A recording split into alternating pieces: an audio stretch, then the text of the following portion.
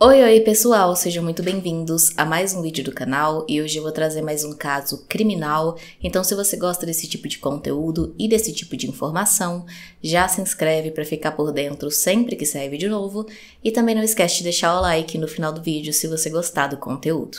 Então é isso, eu vou puxar a vinheta e vamos começar o caso de hoje.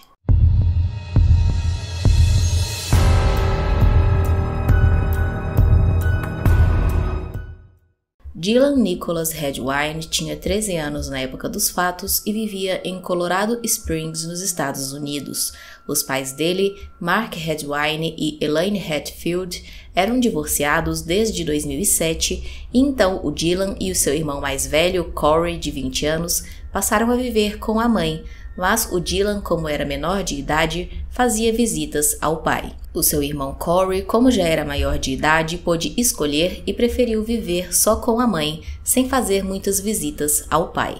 O relacionamento dos irmãos com o pai era bastante complicado, isso porque o Mark era um homem violento e rude e não fazia nenhum esforço para alimentar uma relação saudável de pai e filho com os garotos. E além disso também, na época em que o Mark e a Elaine se divorciaram, teve muita briga na família, principalmente por divisão de bens e pela guarda dos meninos. Por conta desse péssimo relacionamento com o pai, o Dylan, assim como seu irmão mais velho, não queria fazer as visitas a Mark, mas como ele era menor e a justiça determinou que tinha que ser feito, ele tinha que obedecer porque senão podia trazer algum problema para a mãe dele. Apesar disso, o Dylan era um garoto alegre, doce, carismático, gostava muito de brincar com os amigos, praticar esportes, principalmente beisebol, e era muito próximo do irmão mais velho, que sempre acompanhava ele aonde quer que ele fosse. Em 18 de novembro de 2012, o Dylan embarcou em um avião e foi para uma visita de ação de graças ao seu pai, que vivia em Durango, a 500 quilômetros de distância. O Dylan tinha dito para a mãe que não queria ir para essa visita, mas como era uma ordem do juiz, como eu tinha dito antes, ele teve que ir e então saiu de casa emburrado. Ele pegou o avião e chegou em segurança na casa do pai, mandou mensagens para a mãe ao longo do dia dizendo o que ele estava fazendo e às 9h37 da noite enviou a última mensagem para a mãe, se despedindo e dando boa noite para ela. Ela achou aquilo meio estranho porque o Dylan dormia sempre bastante tarde, especialmente quando ele não tinha aula no dia seguinte, como era o caso daquele momento, mas ela não se preocupou muito, deu boa noite para o filho e eles se despediram. No dia seguinte, no início da tarde, por volta de 1h, a Elaine recebeu uma ligação do Mark perguntando para ela se ela sabia aonde o Dylan estava, porque ele não encontrava o garoto em nenhum local da casa e nem na vizinhança. Ela disse que ainda não tinha falado com o filho naquele dia e, já muito nervosa, embarcou também para Durango para procurar pelo filho. Ao chegar lá, o Mark contou para ela que naquela manhã, por volta de 7h30, ele tinha saído de casa para ir ao supermercado fazer algumas compras e o Dylan tinha ficado em casa ali na sala assistindo TV. O Mark retornou para casa por volta de 11h30 e, segundo ele, naquele momento, o Dylan já não estava mais em casa e ele também não encontrou nenhum pertence do menino no seu quarto. Ele procurou por toda a casa, tentou entrar em contato com o Dylan e também perguntou para pessoas ali da vizinhança, mas ninguém sabia dizer aonde ele estava. O Mark e a Elaine procuraram então um pouco mais pelo Dylan ali na região próxima à casa, mas às 18h eles ainda não tinham recebido nenhuma notícia do menino e então foram até a delegacia para registrar o desaparecimento. Os policiais iniciaram buscas intensas pelo Dylan, afinal de contas ele tinha só 13 anos, e então começaram a buscar principalmente na mata próxima ali da casa do pai dele, usando policiais, voluntários, helicópteros, cães farejadores, e logo eles encontraram o tênis do Dylan na mata. Primeiro, eles encontraram um pé do tênis e mais adiante, não muito longe, encontraram o outro pé. Com isso, eles podiam imaginar, pelo menos, que o Dylan passou ali por aquele local e continuaram com buscas intensas naquela região por vários dias. Porém, isso foi tudo o que a equipe de busca e os investigadores conseguiram encontrar sobre o Dylan durante 7 meses de busca e investigação. O caso seguiu sem nenhum avanço por todo esse tempo, até que em junho de 2013, os investigadores encontraram restos humanos em uma mata a 9 quilômetros de distância distância da casa do Mark, o pai do Dylan. Por conta do rigoroso inverno que tinha acontecido antes, essa área ainda não tinha sido investigada. Os ossos então foram coletados e testados e, infelizmente, pertenciam mesmo ao Dylan.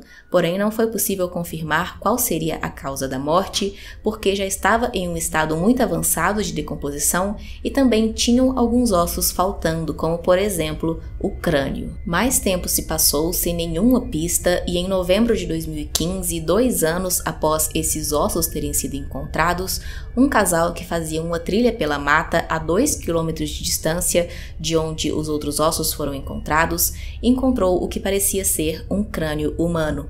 Eles acionaram então a polícia, que recolheu o crânio e também fez testes, e mais uma vez confirmaram que pertencia ao Dylan, mas mais uma vez não puderam dizer qual era a causa da morte. O Mark e a Elaine, pais do Dylan, apareceram no The Dr. Phil em fevereiro de 2013 e em maio de 2015 para falar sobre o caso na intenção de fazer ele ser mais conhecido pela mídia. The Dr. Phil é um talk show bastante conhecido nos Estados Unidos, onde eles debatem uma grande variedade de temas polêmicos, incluindo crimes e desaparecimentos. Nas ocasiões em que estiveram lá, a Elaine e o Mark discutiram bastante, basicamente um colocando no outro a culpa pelo que aconteceu. Nas ocasiões, o Mark também negou ter qualquer envolvimento com a morte de Dylan, mas se recusou a fazer um teste do polígrafo, enquanto a Elaine fez e passou. Em 2017, 5 anos depois do desaparecimento do Dylan, o caso foi passado para outros investigadores que revisaram todo o caso. Esses novos investigadores viram que tinham algumas evidências que não tinham recebido a devida atenção na época do caso, como testes de DNA que foram feitos na casa de Mark e apontaram manchas de sangue de Dylan na sala da casa em vários pontos, como nos 2 sofás, no chão, em uma mesa e debaixo do tapete. Cães farejadores também tinham detectado o cheiro de cadáver na casa do Mark, na sala, perto da máquina de lavar, nas roupas que ele usava no dia do desaparecimento do Dylan e também em sua caminhonete. Os investigadores não souberam explicar por que os investigadores anteriores tinham praticamente ignorado todas essas evidências, mas agora, descobrindo tudo isso, eles tinham o Mark como principal suspeito de ter feito alguma coisa com o seu filho. Eles chamaram então o Mark para a delegacia para ser interrogado e ele negou que tivesse qualquer envolvimento com a morte do filho. Foram feitos novos testes, dessa vez mais minuciosos, no crânio do Dylan e dessa vez foram encontradas marcas que levaram os investigadores a acreditar que o Dylan poderia ter sido atingido por algum objeto muito forte na cabeça, causando um traumatismo. Além disso, eles também encontraram 2 marcas que tudo indicava que teriam sido causadas por algum objeto cortante, como uma faca. O Corey, irmão mais velho do Dylan, foi chamado para ser ouvido mais uma vez e dessa vez ele contou uma história que os investigadores ainda não conheciam. Ele disse que em 2011, ele e o Dylan tinham feito uma viagem de Dia dos Pais com o Mark e durante essa viagem, enquanto o Mark dormia em um quarto de hotel, eles foram mexer no computador dele ali por curiosidade e acabaram encontrando algumas fotos muito estranhas do pai. Nas fotos era possível ver o Mark maquiado e vestido com uma lingerie, comendo fezes de uma fralda. O Corey usou o seu celular para tirar fotos da tela do computador do pai e guardou aquelas fotos consigo. Ele ainda tinha então essas fotos e as entregou para a polícia. O Corey disse que depois disso o Dylan mudou completamente a visão que tinha sobre o pai e o relacionamento dos dois, que já não era muito bom, ficou ainda mais complicado. E o Dylan disse várias vezes para o irmão mais velho que sentia muita vergonha sempre que lembrava daquelas fotos. Com todas essas novas informações e também as antigas que tinham sido ignoradas, finalmente foi emitido um mandado de prisão contra o Mark, e ele foi preso em julho de 2017, 5 anos após o crime. A suspeita da polícia era de que naquela noite ou na manhã em que o Dylan desapareceu, ele e o pai tinham tido uma discussão porque o Dylan contou ao Mark que sabia sobre as fotos. O Mark, então, enfurecido, teria atacado o filho, tirado a vida dele, depois separou a cabeça do resto do corpo, colocou na caminhonete e deixou em 2 pontos diferentes da mata para dificultar a localização. Tudo isso teria acontecido na sala da casa, o que justificaria todas aquelas manchas de sangue do Dylan que foram encontradas e também justificaria o fato do cão farejador ter detectado o odor de cadáver na sala da casa, nas roupas do Mark, na máquina de lavar e também na sua caminhonete. O julgamento do Mark aconteceu só em junho de 2021, depois de ter sido adiado 3 vezes.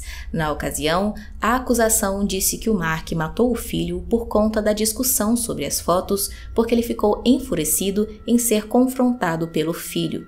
Já a defesa disse que o Dylan fugiu de casa por conta dessa discussão e foi morto na floresta por algum animal selvagem. A defesa disse que as marcas encontradas no crânio do Dylan não eram compatíveis com um animal selvagem e que nenhum animal que habitava aquela região transportaria o crânio para tão longe dos outros ossos. Além disso, os pertences do Dylan, como sua mochila, nunca foram encontrados, e se tivesse realmente sido um animal que o atacou, esse animal teria deixado os pertences espalhados também naquele mesmo caminho entre os ossos e o crânio. O Corey, irmão mais velho do Dylan, foi uma das testemunhas durante o julgamento e disse no tribunal que o Dylan estava muito enojado com o pai e disse que queria usar as fotos como alavanca em uma discussão com o Mark 3 meses antes do crime, também durante uma visita. Na ocasião, o Dylan mandou uma mensagem para o irmão dizendo: "Ei, me manda aquelas fotos de cocô do papai porque ele me deu um discurso sobre vocês serem um mau exemplo e eu quero mostrar a ele quem ele realmente é." O Corey disse que não mandou as fotos para o Dylan e desencorajou ele sobre a discussão com o pai, mas acredita que o Dylan tenha sim citado as fotos em uma nova discussão na noite do crime. O Mark não disse nada em seu julgamento, ele ficou calado todo o tempo e só os seus advogados falavam. Ele também não demonstrou nenhum remorso, nenhum arrependimento, ficou sempre frio e quieto. O juiz do caso disse que não conseguia se lembrar de um réu condenado que demonstrou tanta falta de remorso por seu crime quanto o Mark. Em 16 de julho de 2021, o Mark foi então condenado de forma unânime por homicídio em 2º grau e abuso infantil resultante em morte, e recebeu a pena de 48 anos de prisão. Após o julgamento de Mark, a mãe de Dylan, Elaine, deu uma declaração dizendo: "Todo esse processo foi surreal, desde quando Dylan desapareceu até quando eles encontraram seus restos mortais, vivendo em um mundo sem saber o que aconteceu com meu filho. Mark vai ser penalizado pelo que ele fez ao meu filho. Ele sabe tão bem quanto nós. Foi ele quem tirou a vida de Dylan." O irmão mais velho de Dylan, Corey, também deu uma declaração dizendo: "Dylan é meu herói. Ele se tornou mais homem em 13 anos do que Mark em 60. Estou muito orgulhoso de Dylan e do que ele representava. Sinto muito pela bela mulher que nunca compartilhará seu amor, e pelas pessoas que nunca compartilharão seu amor comum por todos. As ações de Dylan ao longo de sua vida são pelo que ele será lembrado, e não pelas palavras de Mark ou suas mentiras. O nome de Dylan passará por nossa família para sempre." Deixe aqui nos comentários a sua opinião sobre esse caso, se você já conhecia e se não se achou interessante conhecer. Também deixe aqui, usando a hashtag sugestão, um caso que você acha que seria interessante trazer para o canal, se inscreve se não for inscrito, deixa o like e é isso. Até o próximo vídeo.